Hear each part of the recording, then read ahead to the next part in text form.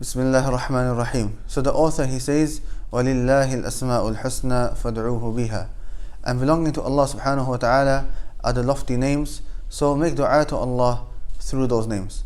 And then Allah subhanahu wa ta'ala, he says, وَذَرُوا الَّذِينَ يُلْحِدُونَ فِي أَسْمَائِهِ.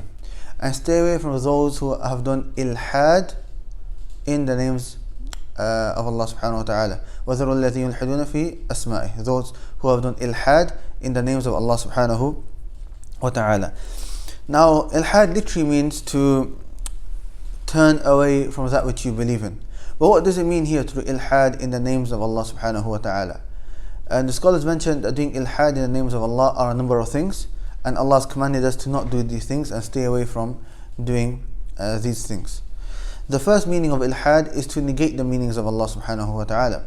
That if Allah says He is all forgiving, somebody turns around and says, no, Allah is not all forgiving. That's negating what Allah has mentioned. The second is affirming the names of Allah but negating His characteristics. So that they say that Allah subhanahu wa ta'ala is all hearing, but then they don't affirm that He hears. They affirm the name but they don't affirm the attribute. And likewise other attributes as well. So the first point was to negate, and some groups have fallen into this, like the Jahmiyyah. And the second is to affirm the names and not the attributes, and the Mu'tazila have fell into this. The third is to liken Allah subhanahu wa ta'ala to the creation and say that this word, it means this and it is like this. That is not also permissible. The fourth is to use the names of Allah subhanahu wa ta'ala and to use those names as for false deities. That the Quraysh used to call one of the idols Uzza. It was from the name Al-Aziz. And likewise Al-Lat min al-Ilah or min al-Ilah.